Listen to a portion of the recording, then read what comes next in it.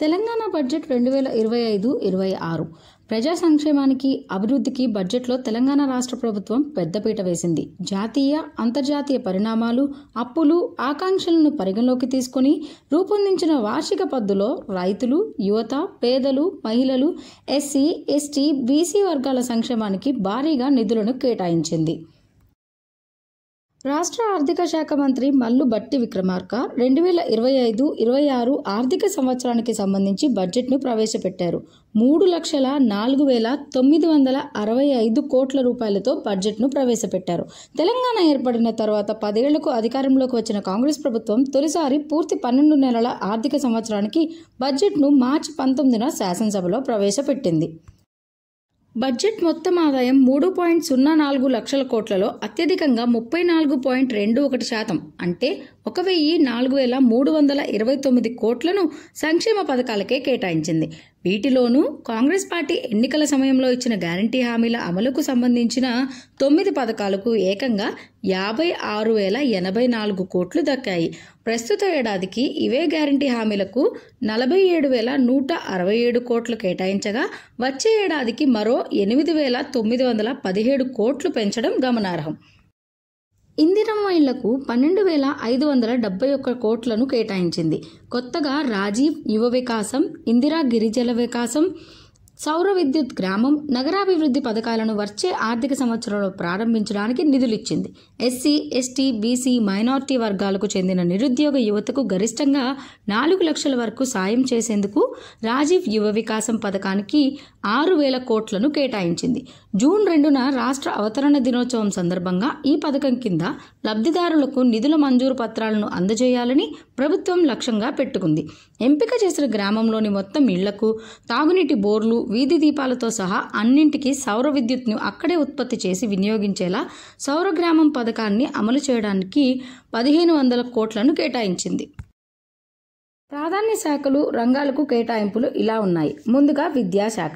రాష్ట్ర బడ్జెట్లో విద్యకు కేటాయింపులు పెరిగాయి. విద్యాశాఖకు 23,108 కోట్లు కేటాయించగా గత బడ్జెట్తో పోల్చితే ఇది 1,816 కోట్లు అదనం. తాజాగా బడ్జెట్లో విద్యకు కేటాయించిన నిధుల వాటా 7.57% కాగా గత బడ్జెట్లో అది 7.31%. 2019 నుంచి 21 బడ్జెట్లో చూసుకుంటే విద్యాశాఖ వాటా తగ్గుతూ వస్తుండగా తొలిసారి 2024-25 సంవత్సరంలో అది పెరిగింది. మొత్తం పాఠశాల విద్యాశాఖ బడ్జెట్లో కనీసం 85% ఉపాధ్యాయులు, ఉద్యోగులు వేతనాలకే పోతాయి. ప్రగతి పద్దు అంతా కేంద్రం ప్రాయోజిత పథకాలైన సమగ్ర శిక్ష, పీఎం పోషణ్, పీఎం శ్రీ తదితర పథకాలకు రాష్ట్ర వాటా 40%కే సరిపోనుంది. మొత్తం బడ్జెట్లో విద్యాశాఖకు కేటాయింపుల ప్రకారం ఎంత శాతమో చూస్తున్నాం. అందుకు భిన్నంగా నిజంగా వ్యయం చేసిన బడ్జెట్లో చూస్తే విద్యాశాఖ వాటా మరింత పెరుగుతుంది అని ఆ శాఖ వర్గాలు చెబుతున్నాయి. రెండోది వ్యవసాయ రంగం. వ్యవసాయ రంగానికి రాష్ట్ర ప్రభుత్వం ప్రాధాన్యం ఇచ్చింది. 2025-26 బడ్జెట్లో 24,439 కోట్లను కేటాయించింది. ఇందులో రైతు భరోసాకు 18,000 కోట్లను ప్రతిపాదించింది. 2024-25లో వ్యవసాయ రంగానికి కేటాయింపులు 49,383 కోట్లు కాగా అందులో 26,000 కోట్లను రుణమాఫీకి కేటాయించారు. ఇంతవరకు 25.35 లక్షల మంది రైతులకు 20,616.89 కోట్లు చెల్లించినట్లు ప్రభుత్వం ప్రకటించింది. రుణమాఫీ ప్రక్రియ పూర్తయినట్లు వెల్లడించింది. ఈ మేరకు కొత్త బడ్జెట్లో రుణమాఫీని మినహాయించి ఇతర ప్రాధాన్య పథకాలకు నిధులను కేటాయించింది. 18 నుంచి 60 ఏళ్లలోపు వయసున్న రైతులు మరణిస్తే 5 లక్షల రూపాయలు పరిహారం అందించే రైతు బీమా పథకానికి ప్రభుత్వం 1,589 కోట్లను కేటాయించింది. తెలంగాణ పశుసంవర్ధక, పాడి, మత్స్య శాఖలకు కొత్త బడ్జెట్లో కేటాయింపులు తగ్గాయి. 2024-25 బడ్జెట్లో 1,980 కోట్లు కేటాయించిన ప్రభుత్వం ఈ ఏడాది వాటిని 1,674 కోట్లకు తగ్గించింది.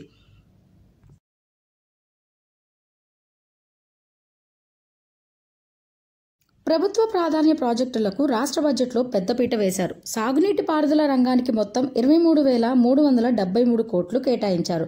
గతేడాది 22,301 కోట్లు కేటాయించగా ఈ దఫా 1,072 కోట్లు పెంచారు. చాలా ప్రాజెక్టుల్లో ప్రధానమైన పనులు పూర్తయినప్పటికీ కొన్నేళ్లుగా ఆయకట్టకు నీరందించే బ్రాంచ్ కాలువలు, డిస్ట్రిబ్యూటరీల నిర్మాణాల పనులు పెండింగ్లో ఉన్నాయి. ప్రధానంగా అటువంటి అసంపూర్తి ప్రాజెక్టులను పూర్తి చేయాలనే లక్ష్యం బడ్జెట్ కేటాయింపుల్లో కనిపించింది. ప్రాజెక్టుల నిర్మాణాలకు కావలసిన భూసేకరణకు 938 కోట్లను కేటాయించారు. పాలమూరు, రంగారెడ్డి, కల్వకుర్తి, నారాయణపేట, కొడంగల్, సీతారామ, దేవాదుల, కాళేశ్వరం, డిండి, నాగార్జున సాగర్ ప్రాజెక్టుల కింద భూసేకరణ చేపట్టాల్సి ఉంది. ఇప్పటికే పలు ప్రాజెక్టుల కింద భూసేకరణకు నోటిఫికేషన్ కూడా జారీ చేసింది.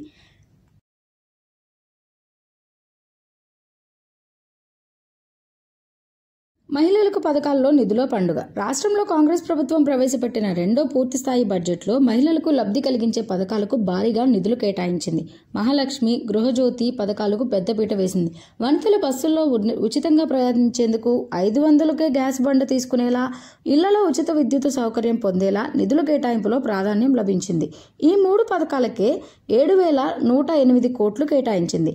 అసెంబ్లీ ఎన్నికల్లో కాంగ్రెస్ ఇచ్చిన హామీల్లో 6 గ్యారెంటీలు కీలకమైనవి. 2023 డిసెంబర్ 7న అధికారం చేపట్టిన 2 రోజులకే మహాలక్ష్మి పథకంలో భాగమైన మహిళలకు ఉచిత బస్సు ప్రయాణాన్ని ప్రారంభించింది. ఆ తర్వాత కొద్ది వారాలకు మహాలక్ష్మిలో భాగమైన 500కే ఎల్పీజీ గ్యాస్ సిలిండర్, గృహజ్యోతి కింద 200 యూనిట్లు ఉచిత విద్యుత్ పథకాలు అమల్లోకి వచ్చాయి. ఎస్సీ, ఎస్టీ, బీసీ, మైనారిటీ వర్గాల సంక్షేమానికి రాష్ట్ర ప్రభుత్వం 2025-26 బడ్జెట్లో భారీగా నిధులు పెంచింది. సంక్షేమ శాఖలన్నిటికీ కలిపి 34,079 కోట్లు ఇచ్చింది. ఎస్సీ, ఎస్టీ ప్రత్యేక అభివృద్ధి నిధితో కలిపి సంక్షేమానికి 72,396.43 కోట్లు పేర్కొంది. యువతకు స్వయం ఉపాధి కల్పించేందుకు ప్రారంభించిన రాజీవ్ యువ వికాసం పథకం, సంక్షేమ వర్గాలు, పేదల పిల్లల ఉన్నత విద్యకి ఉద్దేశించిన సమీకృత గురుకులాల నిర్మాణానికి సర్కారు ప్రాధాన్యం ఇచ్చింది. వివిధ సంక్షేమ శాఖలో అమలు చేస్తున్న పథకాలకు నిధులను గణనీయంగా పెంచింది. గిరిజన సంక్షేమ శాఖకు కేటాయింపులను దాదాపు రెట్టింపు చేసింది. ఎస్సీ సంక్షేమ శాఖకు దాదాపు 4,000 కోట్లను అదనంగా ఇచ్చింది. సీఎం దళిత సాధికారత పథకానికి ప్రస్తుత ఆర్థిక సంవత్సరం 2024-25లో 2,000 కోట్లు కేటాయిస్తే వచ్చే ఆర్థిక సంవత్సరానికి 1,000 కోట్లకు తగ్గించింది. అయితే ఈ పథకానికి నిధులు తగ్గిన ఎస్సీ కార్పొరేషన్కు 1,000 కోట్లు, రాజీవ్ యువ వికాసం కింద 2,000 కోట్లు ఇచ్చింది. ఉచిత విద్యుత్ కోసం నాయి బ్రాహ్మణులు, దోబీలకు 250 కోట్లు, ఎస్సీల గృహాల కోసం 252 కోట్లు ప్రతిపాదించింది. వైద్య రంగాన్ని బలోపేతం చేసేందుకు బడ్జెట్లో ఈ ఏడాది ప్రభుత్వం నిధులు పెంచింది. ఈ మేరకు వైద్య ఆరోగ్య కుటుంబ సంక్షేమ శాఖకు 12,393 కోట్లు కేటాయించగా గత ఏడాది సవరించిన అంచనాల కన్నా ఇది 925 కోట్లు అదనం. ఇందులో వివిధ పథకాల అమలు కోసం ప్రగతి పద్దు 6,726 కోట్లు కాగా నిర్వహణ కోసం 5,667 కోట్లను కేటాయించారు. ఆరోగ్య రంగానికి బలోపేతం చేసే దిశగా వివిధ విభాగాలకు కేటాయింపులను పెంచారు. కార్పొరేట్ ఆసుపత్రుల్లో సైతం పేదలకు ఉచిత విద్య అందించాలనే లక్ష్యంతో ప్రభుత్వం రాజీవ్ ఆరోగ్యశ్రీ పథకాన్ని బలోపేతం చేసేందుకు బడ్జెట్లో సముచిత ప్రాధాన్యం ఇచ్చింది. ఈ పథకానికి 1,143 కోట్లు కేటాయించడం విశేషం. గతంలో ఆరోగ్యశ్రీ కింద 5 లక్షలు ఉండగా కాంగ్రెస్ సర్కారు 10 లక్షలకు పెంచింది. దీంతో పాటు కొత్తగా 163 రకాల చికిత్సలను ఈ పథకం పరిధిలోకి తెచ్చింది. ఇప్పటి వరకు ఈ పథకం కోసం నెలకు 50 కోట్లు కేటాయిస్తున్నా అవి చాలడం లేదు. ఈ పథకం నిరంతరాయంగా కొనసాగాలంటే నెలకు 100 కోట్లు అవసరమని అంచనా వేసి ఈ ఏడాదికి కేటాయింపులు ఎక్కువ చేశారు.